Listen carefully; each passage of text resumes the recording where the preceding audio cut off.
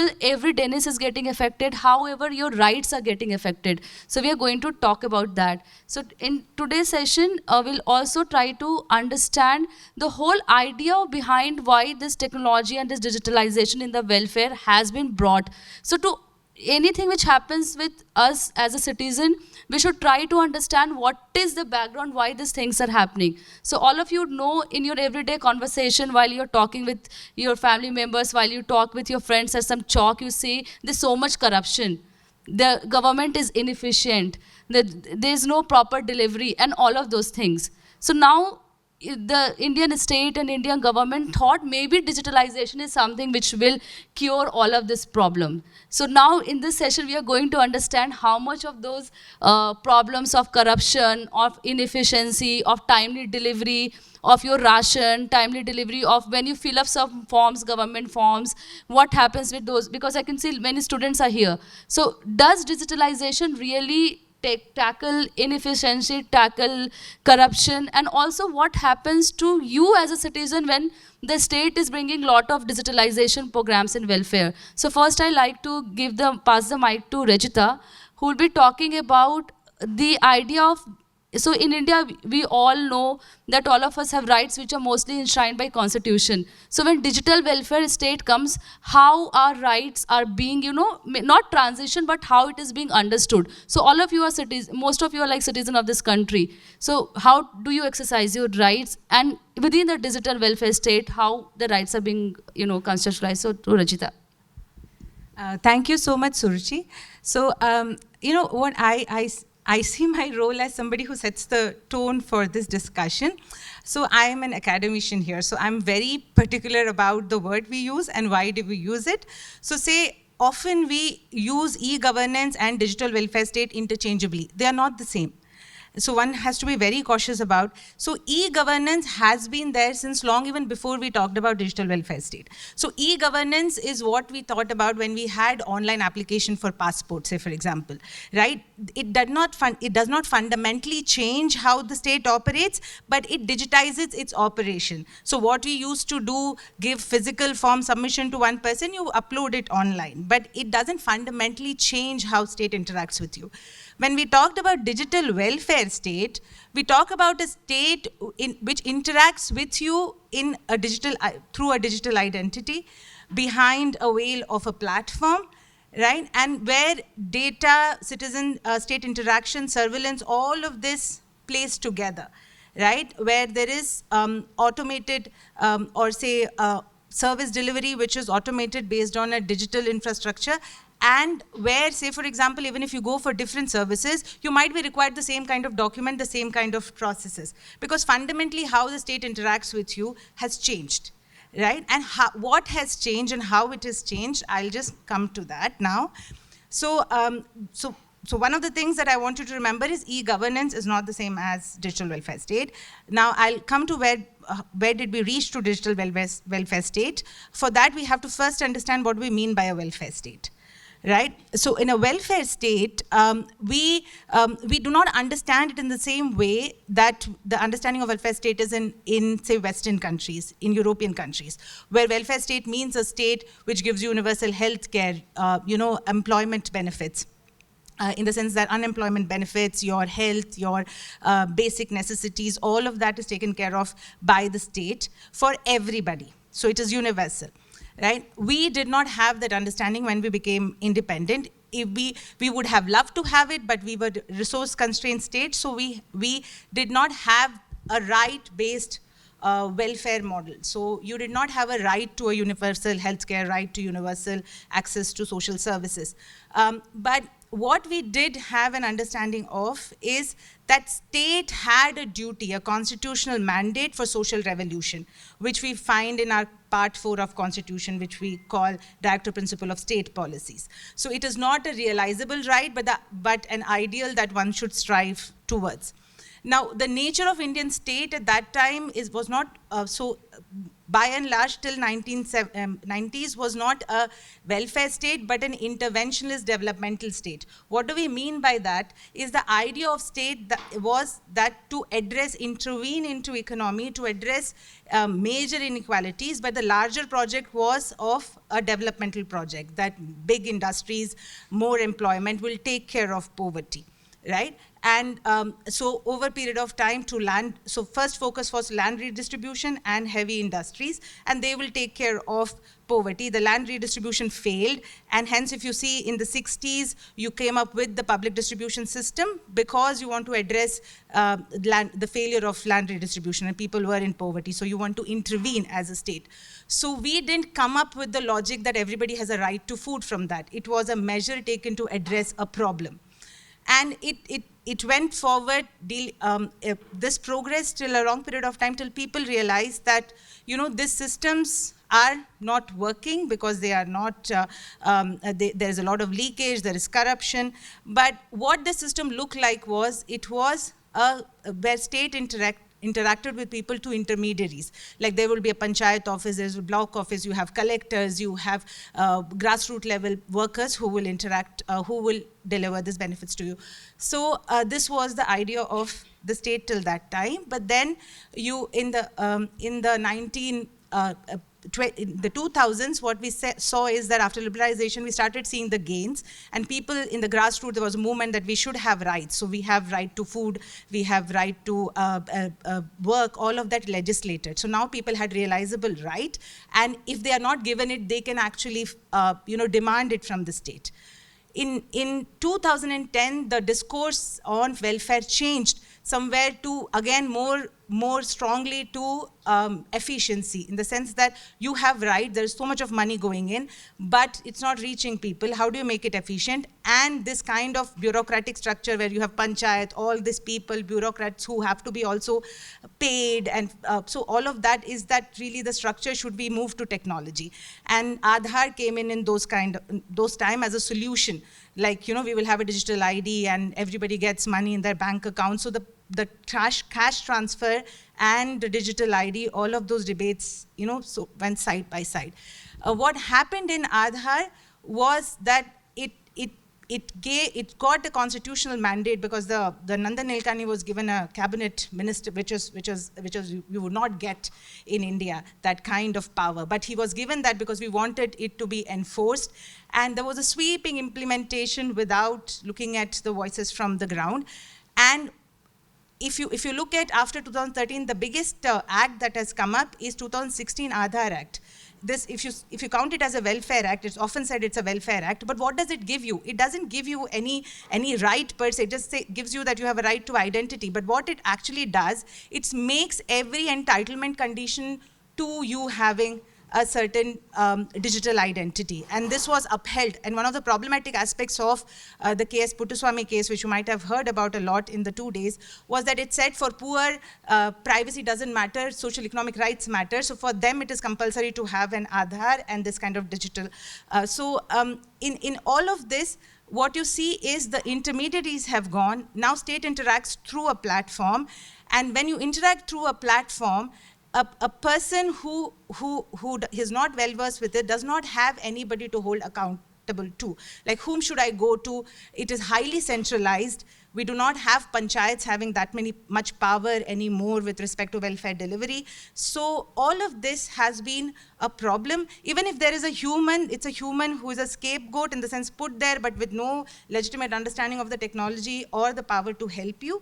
So we see these kind of things happening. And this is the phase where you take the shape of the digital welfare state, because the relationship between you and the state has changed, right?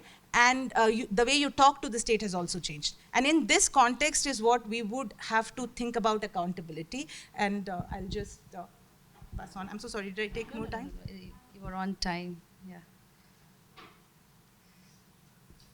So next we'd like to know from Khalik, since Khalik works on data, how data-driven on platforms, we know that how datas are very important. So Khalik will be talking about how data-driven urban governance through the smart cities mission, what's happening with the platformization and the different aspects of it. So one thing which I would like Khalik to more emphasize on, in Rajita we heard how citizens and rights are being constructed in the modern Indian state. So with Khalik, I would like to understand the whole idea of citizens to consumer and then consumer to citizen. So all of us are citizen, but at what point we become consumer, and that very duality, what happens when in the welfare state. So I'd like you to highlight on that, yeah, Khalik. Thank you, Suruchi. So I'm not going to talk specifically about the Smart Cities mission, but I'm going to take certain ideas that I've learned while studying it. And very simply because, cities tend to be places where technology booms the fastest. I mean, around us, you see the buildings that are driving technology in the country.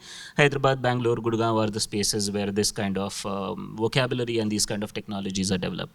Let me start with a very small 30-second audience exercise, okay? How many in the audience have applied for anything? Driver's license, voter ID, Aadhaar, change of name, change of thing, any government service online. How many have done this?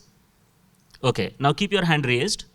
But how many out of these have never received transaction failed or error in your application? If you have never received it, you can put your hands down. Okay? Now, those that have received these errors, how many of you know why your transaction did not go through?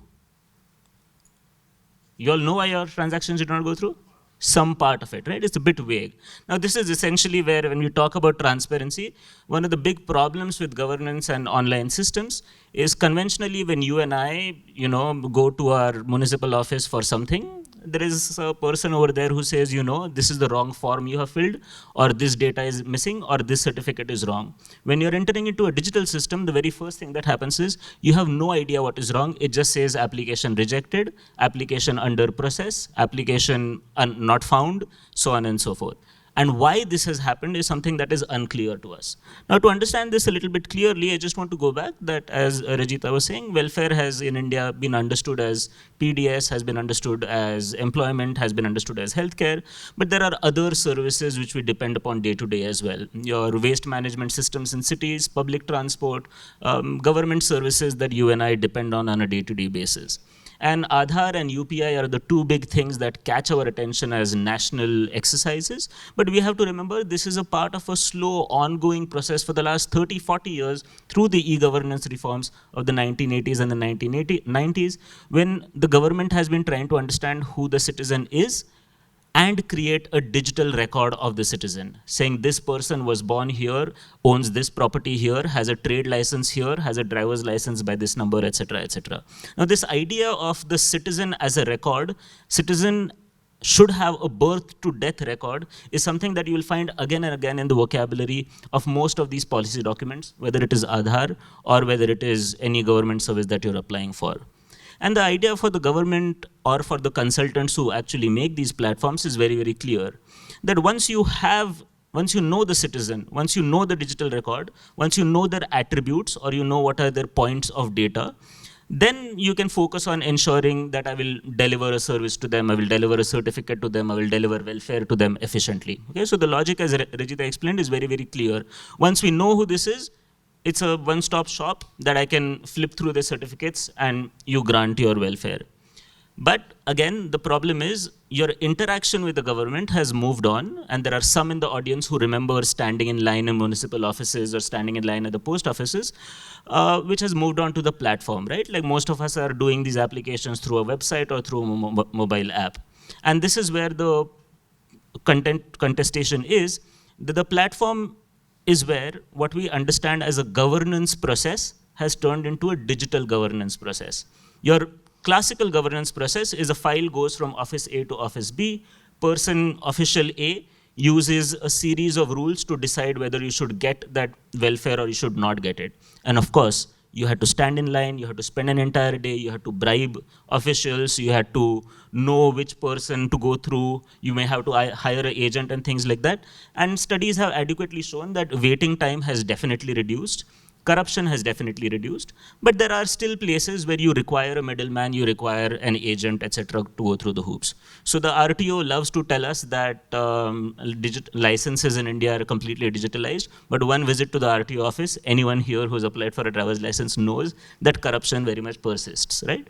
So there are certain successes of welfare delivery, and there are certain benefits, certainly, but certain constraints of the older period remain. And here is the big problem, that conventionally when something is stuck, you still had access to democratic recourse. You still had the option to go to the municipal official and ask where it was. You still had the option until yesterday to file a right to information. You still had the option, if nothing else, to go to your local municipal councillor, your local MLA and say, please, what is happening to my file, what is happening to my application. And the problem is this, right now, people who would conventionally tell you what is happening do not know what is happening because they themselves do not understand the platform. They say, aapne apply kiya, OTP mila, file number mila, end of the story. We don't know why this is failing. And again, when we go and talk to municipal officials, what we are realizing is the municipal official only knows how to enter your name and your Aadhaar number on a page. They do not know what error 372 record so-and-so matched with this particular database missing, attribute missing. They have no idea what it means. And this is a big problem because our municipal staff, our local staff, our government staff are not really trained in IT capacities. And this is where, as this idea is essentially government service has become Swiggy and Zomato. You don't know why your order is late. You don't know why your order is not coming. It's not going to refund you. It's not going to give you a better idea, because at the end of the day, now the vocabulary is, oh, you want participation, citizens' participation, upvote or downvote. That is the technological idea of what is a citizen. Oh, you want transparency? Here is a tracking number. This is transparency for you. Oh, you want accountability? Oh, we are sending you SMS updates, so you know exactly where your file is. So this is accountability. So these are very narrow interpretations of what we consider as democratic processes. And we have to understand that this is what platformization actually does. Not only does it remove the human from the loop, but it also makes the system a bit more opaque, even though it is using the vocabulary of transparency and accountability. And so this leads me finally to three broad questions.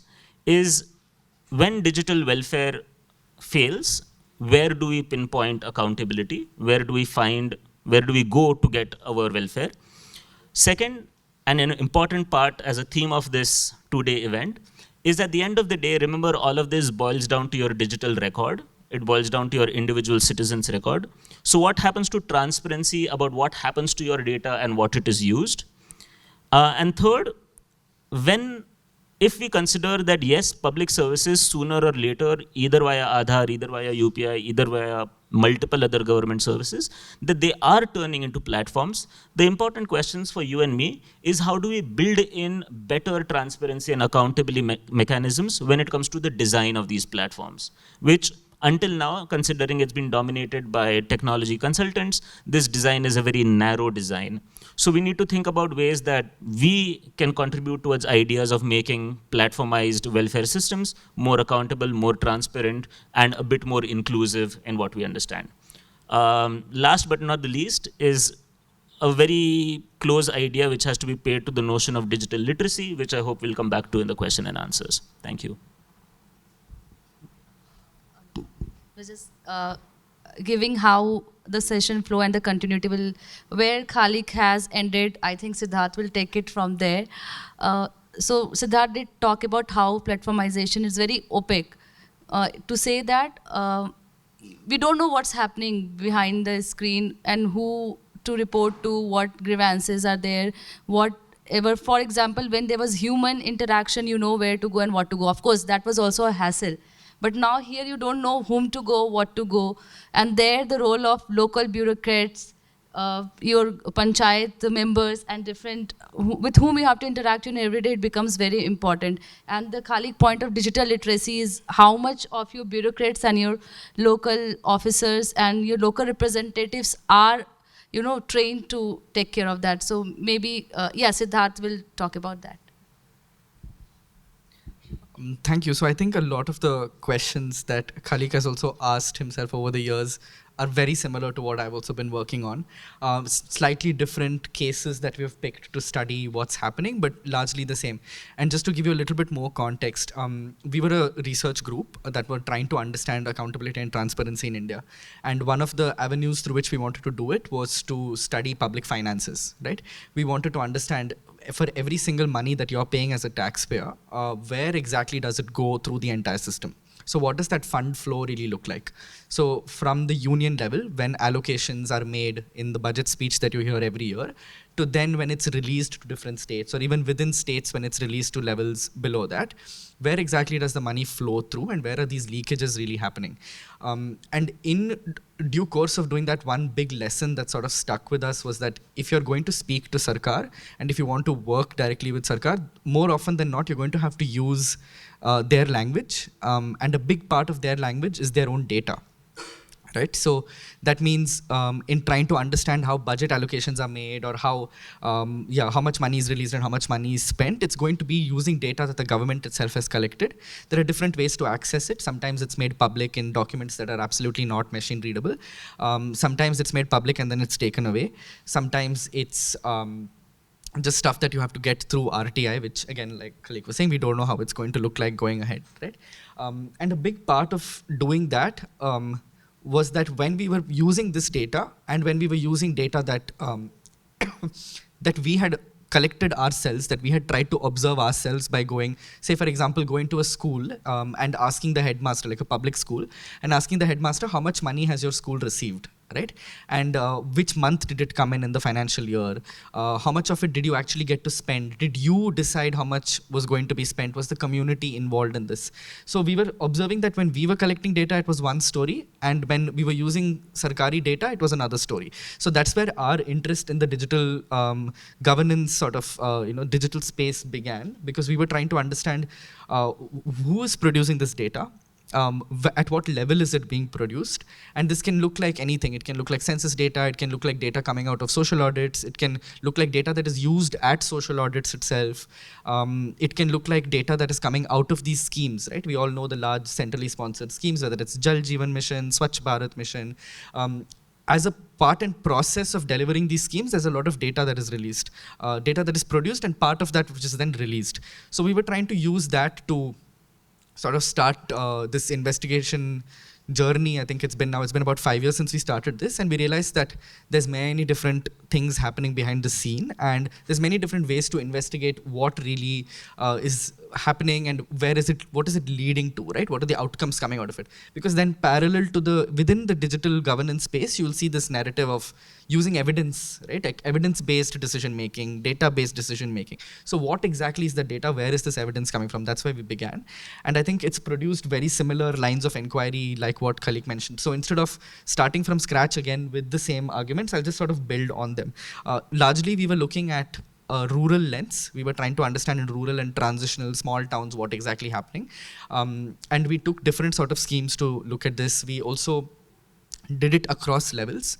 An example being government of Rajasthan coming to us and saying, can you help us understand what all this data that is produced at the state level, we are not able to make sense of where it's coming from, what it can be used for. So just an exercise to put all of it together, to piece it together, right? That was one example.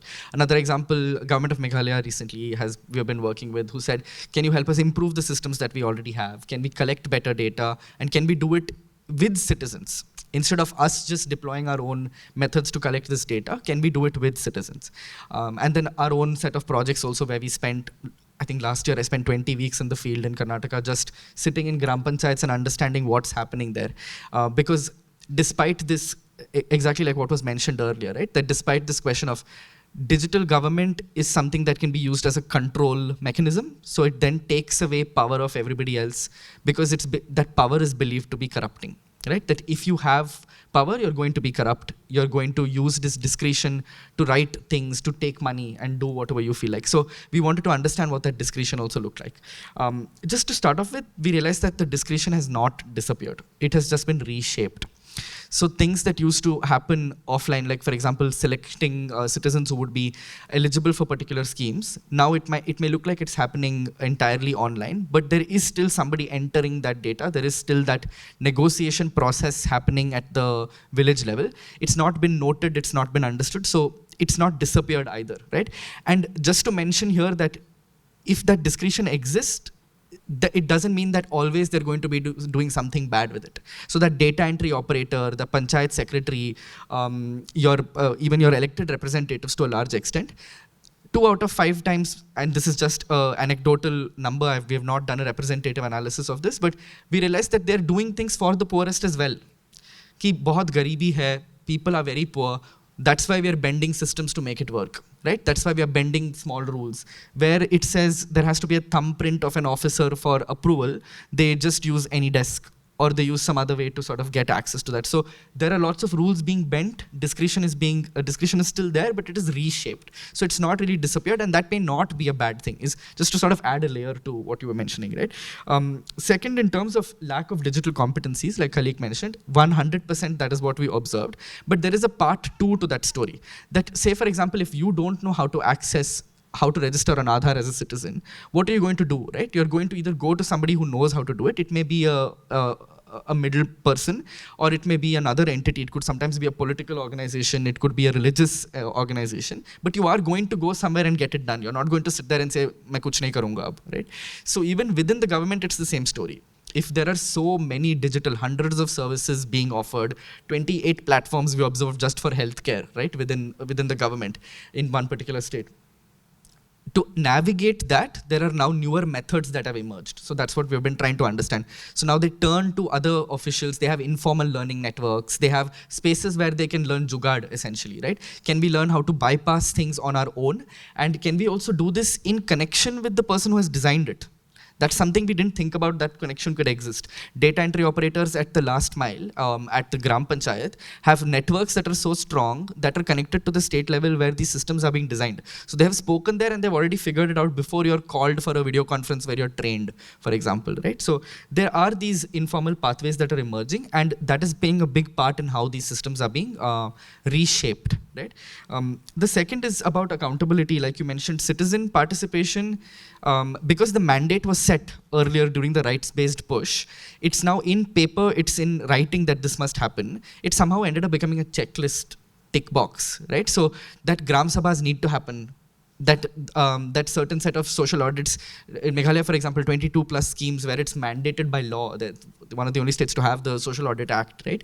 And we have people in the room here who have been part of sort of operationalizing it, and so there's lessons from that as well. But just to see that there it became a checklist, so it started becoming just another tick box. And the minute you notice this, I've sat in Gram Sabhas, for example, where people have come with chappals, right, to throw at the local representatives, because they're like, we already know what the outcome of this is going to be. We know that the DC has said you have to do this at the village level. We are not going to get our land rights sorted. We are not going to get anything sorted in this. We know you only want us to sign at the end saying this has happened. And that is now a digitally recorded signature. So government is happy that ye hua hai. Sarkar from state level is saying, itna Gram Sabha hua hai, this is done. Civic life is active, citizen participation is done. But in reality, it has reduced how much bargaining power the citizen has. So in this techno sort of, I think Yamini Iyer had called it techno-paternalism, probably last year here, if I'm not wrong. And that has lived on, right? It's a state that is now designed and controlled at one level. And our lived realities with it are looking very different. Sarkar at that level is very aware of this. They are aware that there is very little they can do to push the needle on that. So then now do we have alternate spaces that are emerging where local government is coming alive? A simple example of this, I might be going over my time limit, but simple example of this in my neighborhood, which in Bangalore happens to be affluent for sure, but there are also people from underserved communities in that same geographical border. Because we have not had local elections and we have not had leaders in Bangalore city for so long, we have had our own sort of parallel Sarkar that has emerged, which is also digital, right? In more ways than one, RWAs have come together, pooled in our own funds, because we can't turn to the contractors, we can't turn to the tendering process. All of this is managed so centrally as a checklist that we have given up on that, and a parallel government of some sort has emerged. Where has this been studied? Where has this been understood, right? So that is something that I'm also just through my own activism and on the side trying to understand. Yeah, this is sort of broadly what I had, that discretion, centralization, yes, has happened, but it has reshaped discretion at the front line. Language of accountability has changed a lot, and we really need to question whether or not this, like so many spaces where I'm going and speaking nowadays, I'm realizing people are sick and tired of the same thing being brought up, right? So now everybody says, can we rehaul bureaucracy? Can we revamp everything, right? Can we start from scratch? And my colleague and I are at this conference also presenting at a later panel this idea of co-creation of governance. Can we now be, as citizens, have equal power, not any more of these invited spaces, right, where government controls everything, you are just called to speak and then go? Can there be spaces where the power balance is tipped off, where we are now saying, as citizens, we are co-owners of that space, we are co-creating spaces with government, with private organizations? CSR has such a big role in so many things nowadays, and we don't talk about it, right? So why not bring that conversation in as well? And yeah, sort of co-produce governance rather than just being passive recipients of it, because that clearly isn't working to a large extent, right? So yeah, that's sort of my idea. Thank you, Siddharth. So I think we have 15 more minutes. So maybe I have one more question for each one. And then maybe in the next 5 minutes we can have from participants if they have some questions. So for Rishka, I know it's like something.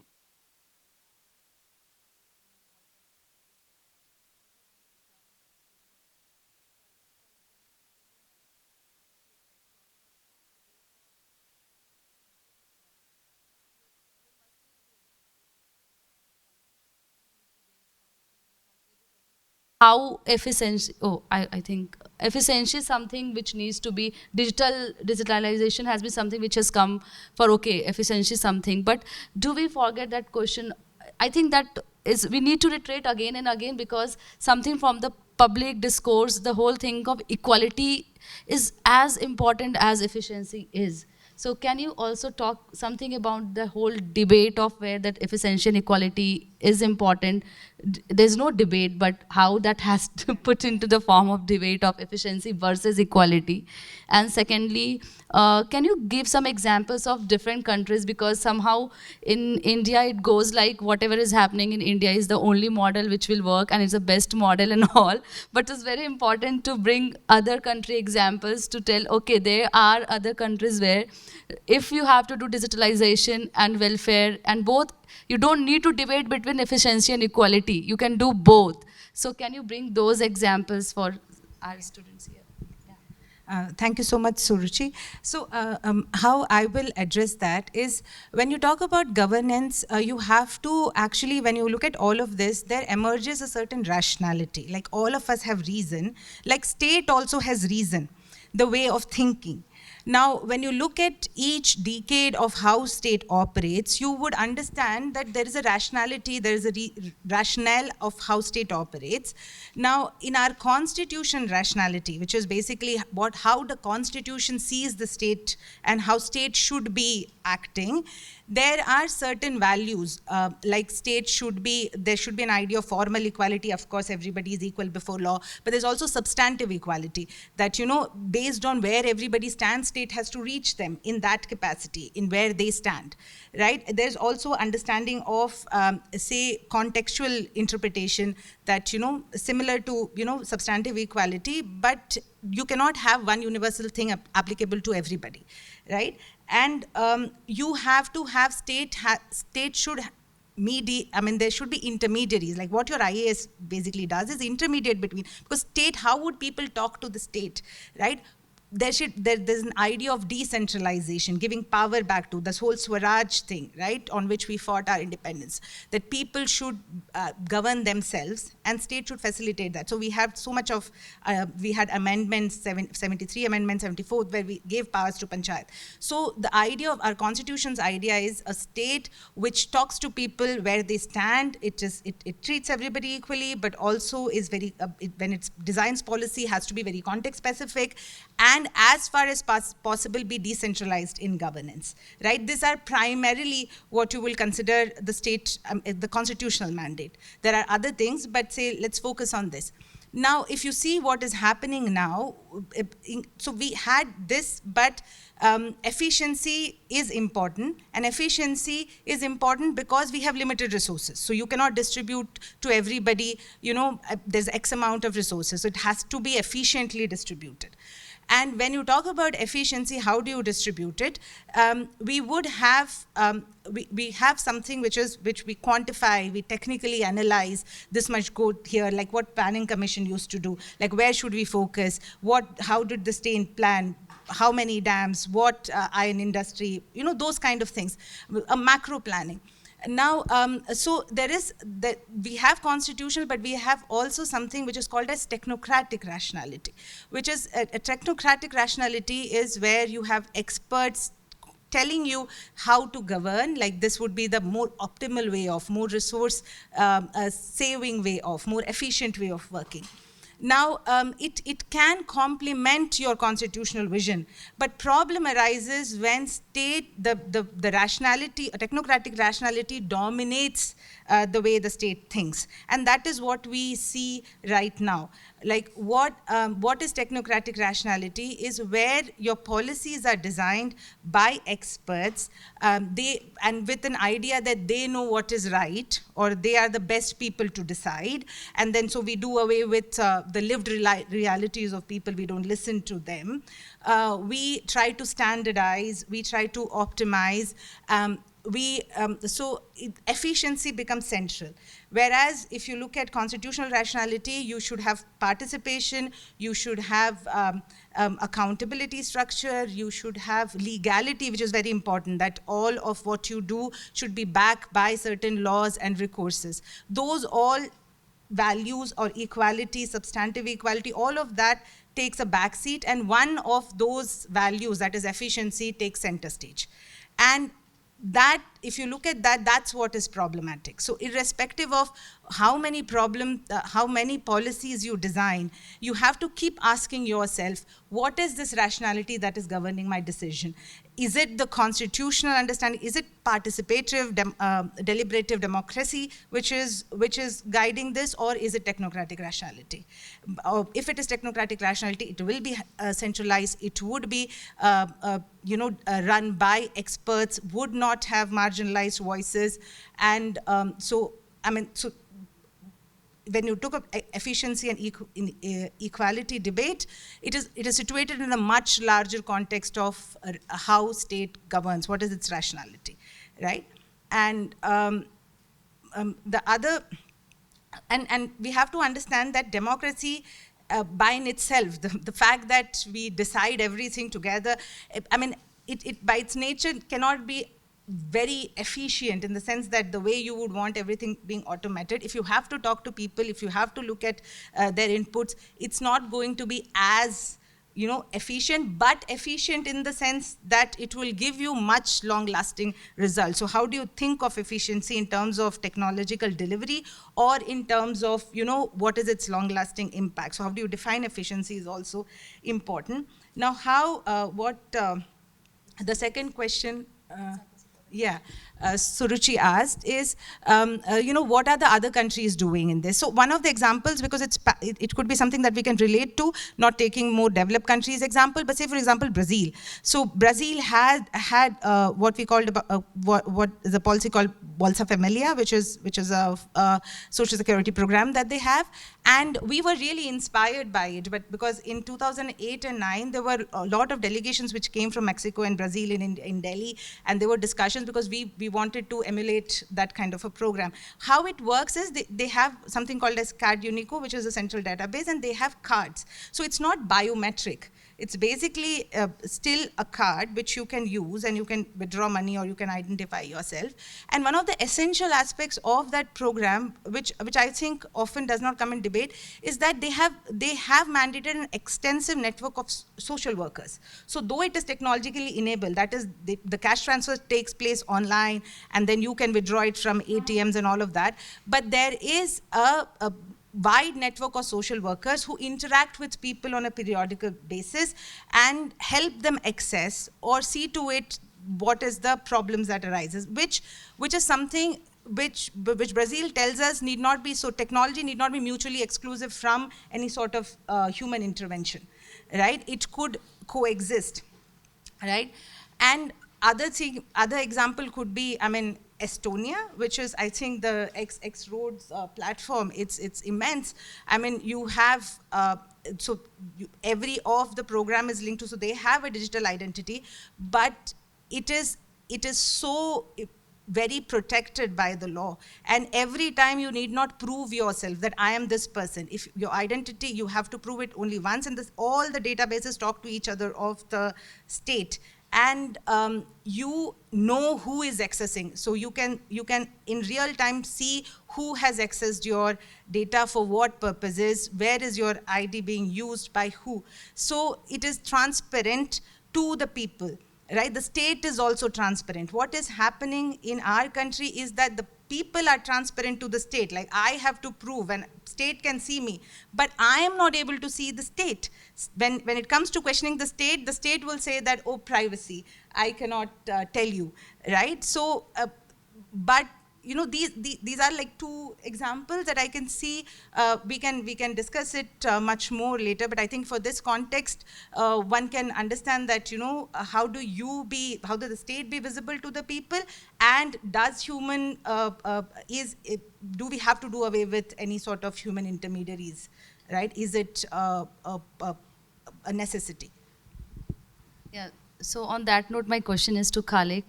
So this whole idea of record keeping, the fascination of this in whole Indian state with this record keeping, and still once you go, the verification, like what Rajita said, you have to do it again. I think the whole, like, it just gives me the example of the writer's block building in Calcutta, the stacks of papers and papers and papers and all. The whole, it's not becoming as digital, but still there is problem with digital welfare service delivery. Record was the problem, now everything has been digitized and organized.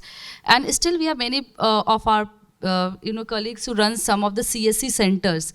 So CSC centers are the first for the people to go to get to know about whatever the schemes are there in terms of information is something which is the first thing to know, access your rights. Information is the first thing.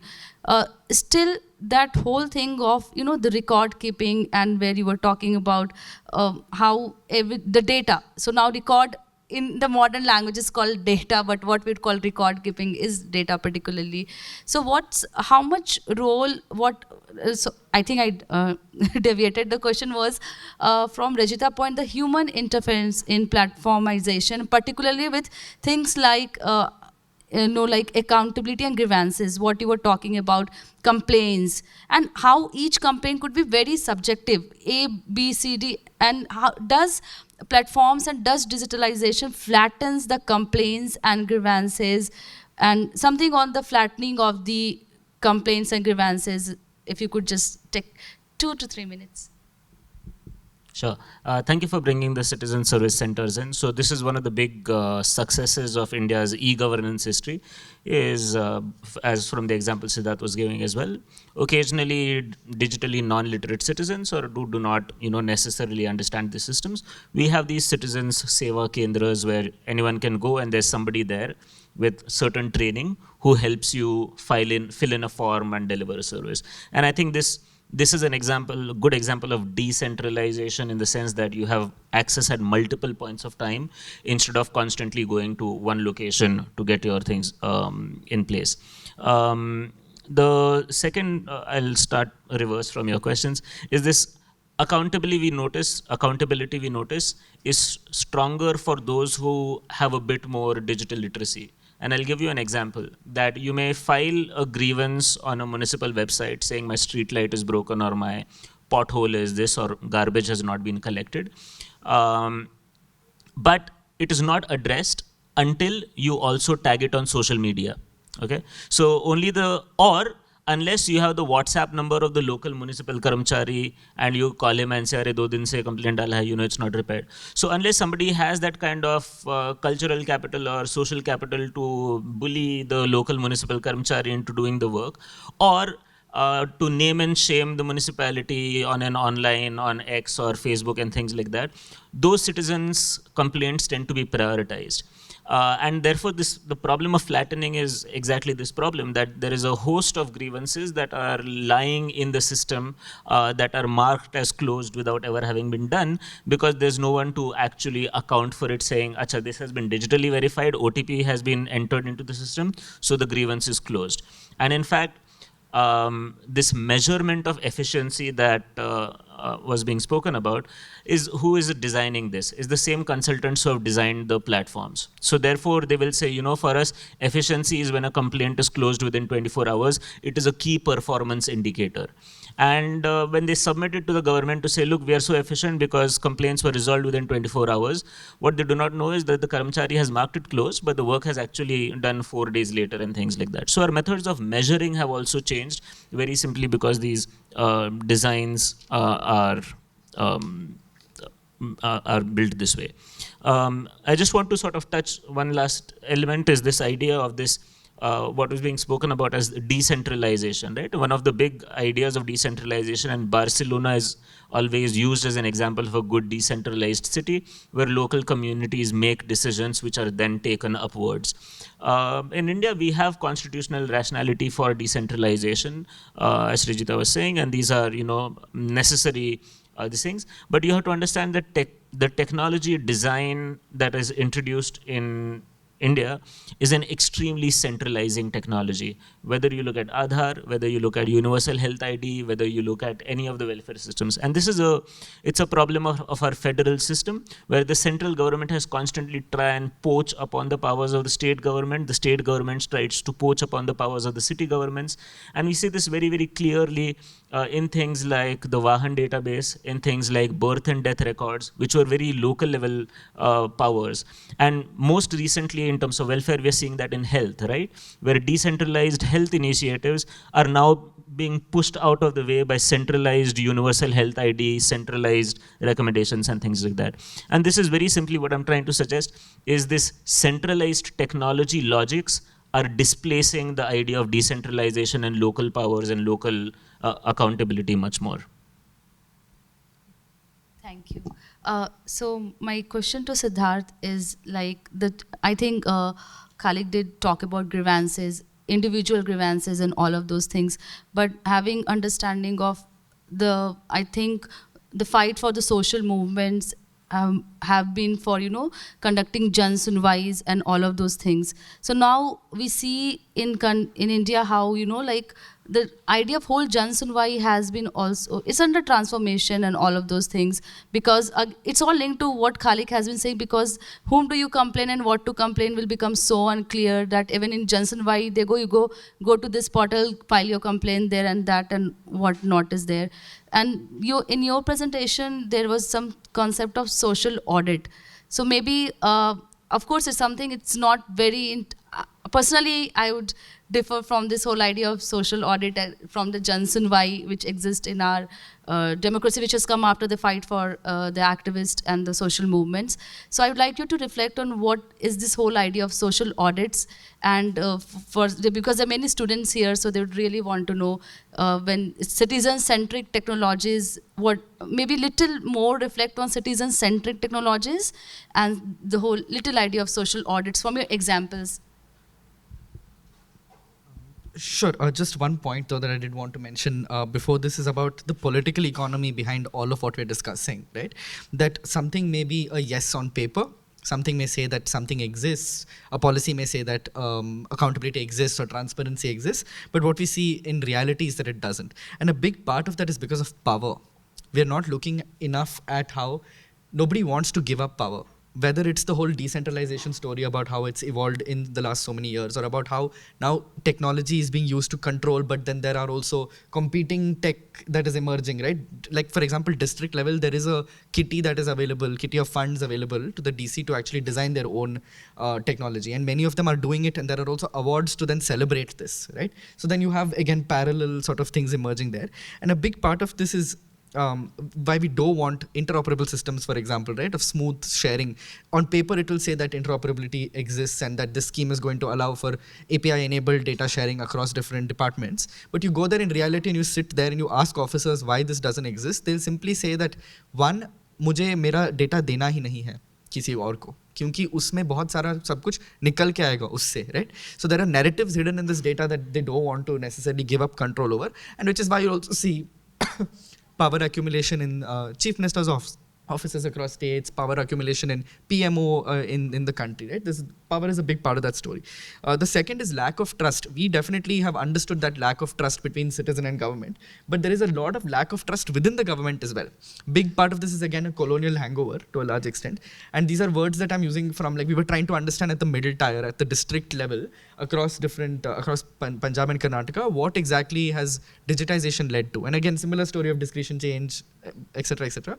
But a big part of that is the government itself also telling us that we don't trust, like, our own this thing. The district doesn't trust the block doesn't trust the Gram Panchayat, states don't trust the district, so on and so forth, right? And the reason behind that is exactly this efficiency and how it's captured. That in the way it's captured, these are things that need to be done and they're not being done, so that's why we do have no trust. So that is one thing for us to consider. Second, in terms of social movement, I've been, like, very obsessed with the idea of social orders for a long time now. Definitely think they should exist, definitely want to acknowledge that they came from being spaces that were claimed spaces.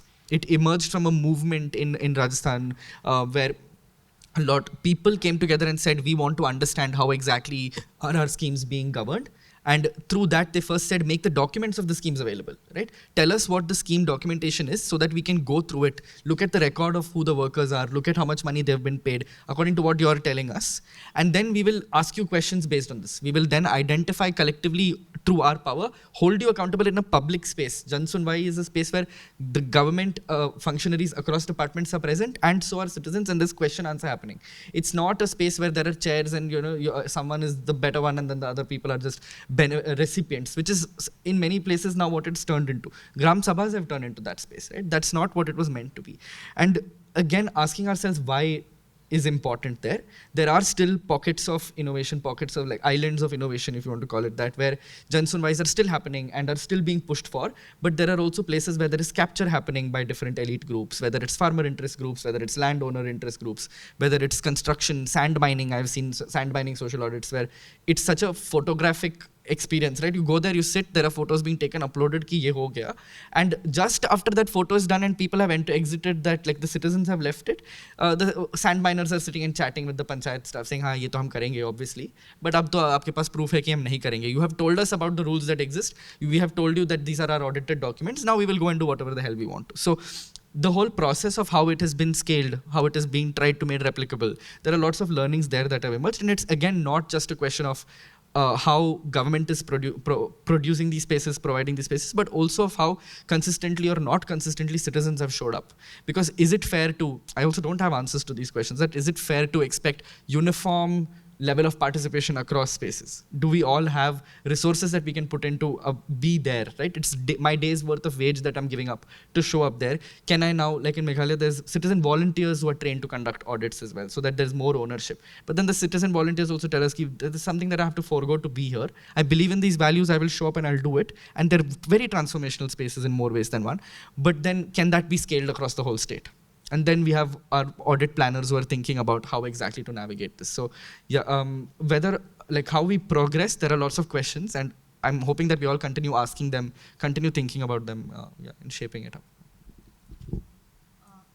Yes, thank you, Siddharth. I think we are running out of time, but if somebody has any specific question or want to share something within 2 minutes, anybody has some? Okay.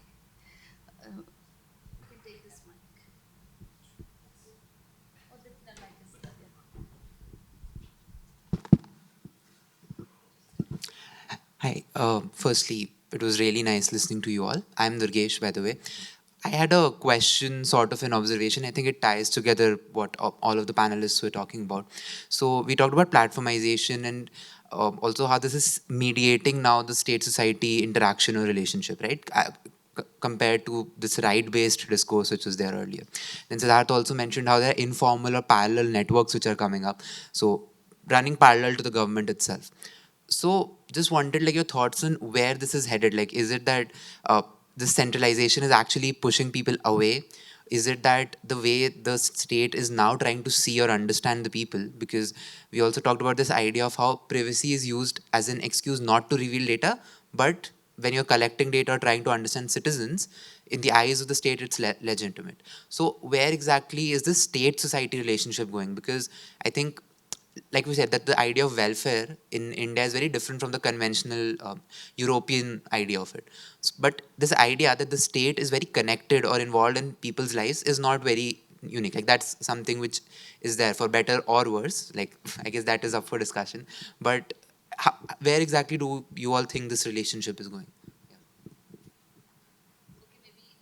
Have some more question, then whoever wants to address can take it. Bharat, do you have something to share? No. Okay. Anyone? Do you want to ask anything? No. Okay. So, do you want to take this?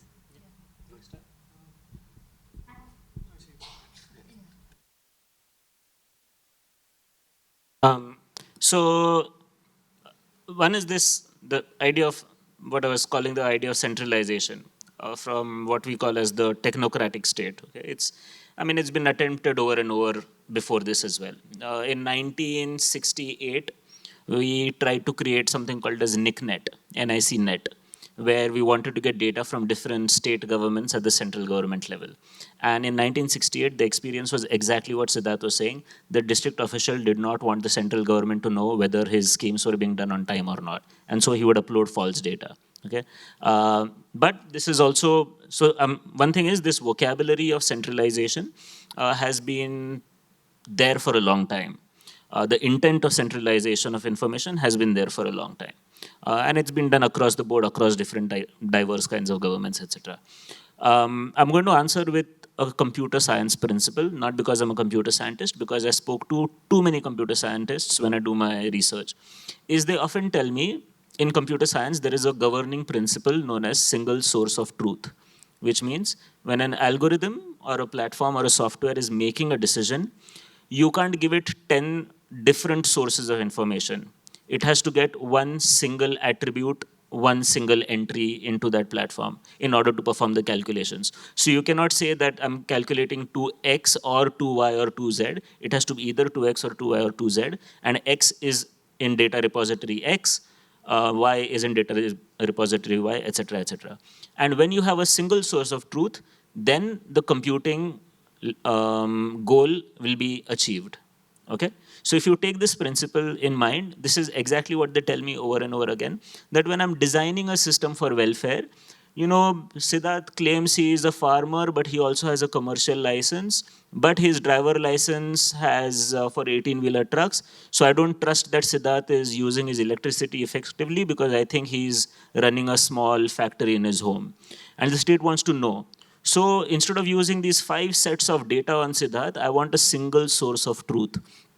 So what starts off as a benign computer science idea actually turns into a George Orwell kind of a state where they really want this notion that everything that I define about citizenship, about welfare, about what everyone deserves should arise from a single source of truth. And the logic is very simple, that look, we are creating policy based on what one district is telling me versus another district is telling me as administrators change, etc., etc. For me to make efficient decisions, I need one single source of truth. Okay. So again, I mean, it has a normal side to it, but it has a very, very potent side to it. So my argument is that when we talk about centralization, one is it glosses over these multiple exchanges at the local and regional levels that Siddharth is talking about. It brushes aside these various kinds of citizens' experiences, and it tries to suggest that there is only one way of looking at welfare. Because in the long run, the state wants to cut down on expenditure. The way I can cut down on expenditure is I can make a very narrow criteria on who is eligible for welfare. How do I do this? Centralize all information. I just, I just want, because I might sound like an idealist, but what you asked, like where we are headed, I think that's an important question to address. And so I don't know where we are headed, but where we are headed very much depends on what kind of questions are we going to ask, or are we choosing to ask. So the purpose of my theoretical engagement with technocratic rationality is to able to think that, okay, this is happening. If I accept a certain technology, am I, so the government essentially works on technological optimism. Like technology is good. Anything which gives you good, quick results is good. So do you buy into that, or would you start questioning before, it only, we have to do the change. If you start giving your data everywhere, your ID everywhere, then the state will be happy to have all of your data. So where it is headed is basically whether you are asking the right question and start thinking about it more critically. That's, I think. Yeah, that's like a good note to end. Like all. Oh, Geeta, you have.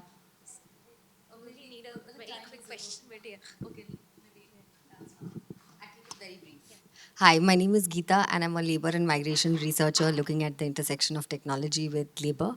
I was quite intrigued with the idea of co-production of governance. I just want you all to reflect on the promise of it, given that in the absence of fraternity, in the absence of sharing of power, in the context of multiple interest groups trying to weigh in their interests. What is the promise of co-production of governance?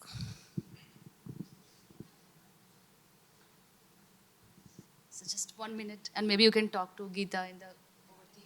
Yeah, or more just a plug for the paper presentation. It's happening at 1 o'clock. Please do show up. We are planning to, we're sort of painting a blue sky picture of what that could look like, and then also analyzing 3 of India's largest welfare schemes to see where exactly are the entry points for it right now, and what would that look like going down the line, right? I'll give you a quick 1 minute example. So Bangalore Development Authority, BDA, it's in charge of planning and in charge of a lot of land-related regulation and approvals. They have designed a new citizen data assistance cell where they're trying to, for the first time in its history, have more of an accountability-driven mandate, so a citizen-centric form of functioning. And in this process, they're holding live sessions where land deeds for 700, 800, as large as 800, houses are being cleared on the spot. And the way this is being done is citizens are part of that table where this conversation is happening. So are the chairman, commissioner, etc., etc. And the space is not being currently it's still being pushed for by BDA itself. It's a BDA bureaucratic mandate, and political will is also there.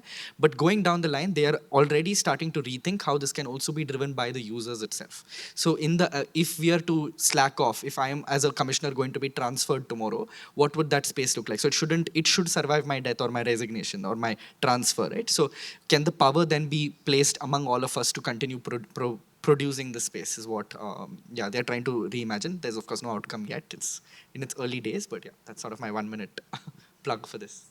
So I'm taking 10 seconds only for 4 points, because otherwise I come across as a very technophobic person. No, I'm a very pro-technology person. Improved IT capacities at the local level in terms of officials. Community level digital literacy. Okay, and I say community and not citizen. Social audits already spoken about, and collaborative design. And this is a big part of it, and we'll talk about it more in the break. It's very interesting. We got recommendations from academicians. So this is like the highlight of the session. So thank you all. Tea is here, so come back in the room around 11:20. We have more sessions. And any one of you can talk to Khalik, Rajita, and Siddharth. They are here for the whole day. So feel free to talk to them. And thank you, Imtiaz, for rapporteuring support. Thank you. Thank you all.